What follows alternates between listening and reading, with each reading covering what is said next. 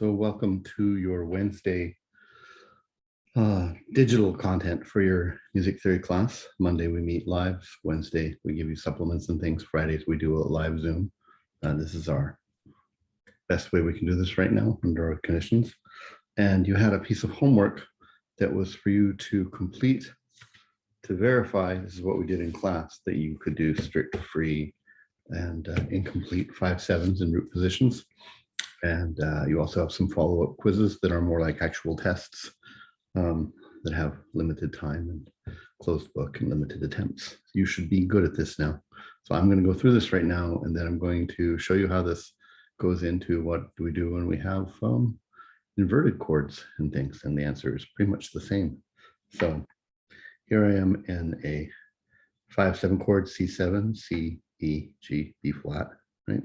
5 chord in F. It says free resolution. So that means I find the tritone, which is the 3rd and the 7th, in our narrative. The 3rd's the princess and the 7th is the prince. And if you needed me to point that out for you, then you have to get better at recognizing parts of the chords. But free means that, well, the prince always just steps down to the 3rd of the chord, but instead of going tendency tone T do, she skips down and out and runs away with Pig Farmer. And if you're on the internet going, what's he talking about? You'd have to be in our class to know. It's a narrative to help us know what these notes do. And then root to root, you can go up or down, it doesn't matter. I'm just going to go up because I think that's easier to sing. And this is the queen, or the 5th of the chord, and she steps down to the root 2. And if you've done this right, this will give us the 5th of the chord here. We have a root, 3rd, 5th, and a root. It's a complete chord. So complete free gives us a complete chord right there. Okay. Over here on the next one, saying let's do it strict. You have to do it strict because T, or the 3rd of the chord here on my 5 chord, is in the upper voice. And so it's like she's locked in the tower and has to do that. But you could do strict when she's down here as well. The 3rd of the chord, doesn't matter. In this case, you have to right here. So I will go ahead and find my tritone again. So this is an F sharp chord. 3rd is right there. And then C sharp and E. So there it is right there.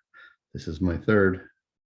That's my 7th. Strict means that that's going to go up.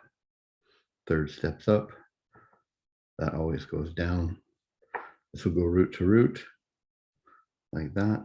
Make sure you're spelling your chord right. Queen, 5th of the chord, steps down like that. Strict off of a complete chord will give you 3 roots, root, root, root, and a 3rd, no 5th. It's great because you're doing exactly what all the notes want to do.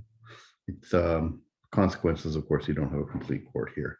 Here, you don't do what you want to do with each of the notes in terms of how they want to sound, right? These tendency tones, but the result is you get a complete chord here.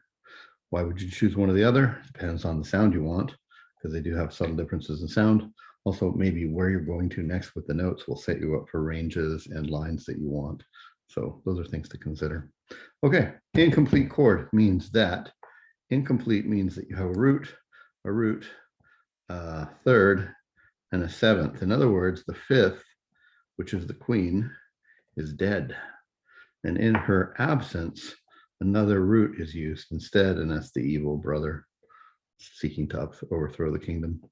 So here's my root, here's my 3rd, here's my other root, and there's my 7th. So it's the same thing. When you do this, you always do strict. Okay.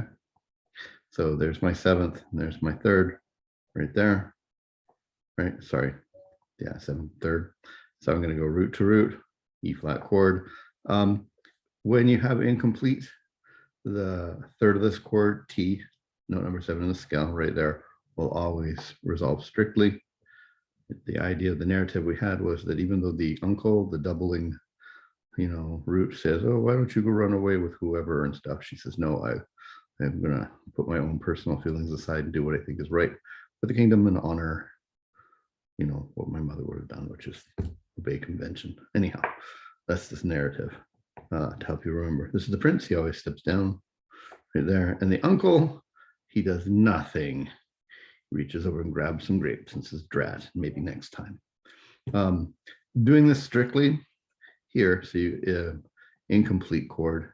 Strict is de facto, you have to do it, gives you a complete chord here. And the reason is because we didn't start with a fifth going down. We had that extra root that holds over and becomes the fifth of this chord right there. So we're good. And then the last one, it doesn't tell you what to do. It lets you do it on your own. You could have done strict or free, I think, because no, I guess not, because there's T right there, right? So hopefully you saw that, right?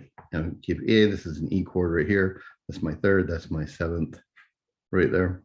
So because this is in the soprano, you do not have a choice. That's going to go up to there. You're going to go root to root right there. This is the queen. She's going to step down to the root like that. And this is the prince. Steps down like that right there. And if we've done this right, this would have been complete. You would have done it strict, and we would end up with an incomplete chord right there. And we have root, root, root, and third, which is incomplete. And that's correct. All right. That's the review for your homework video.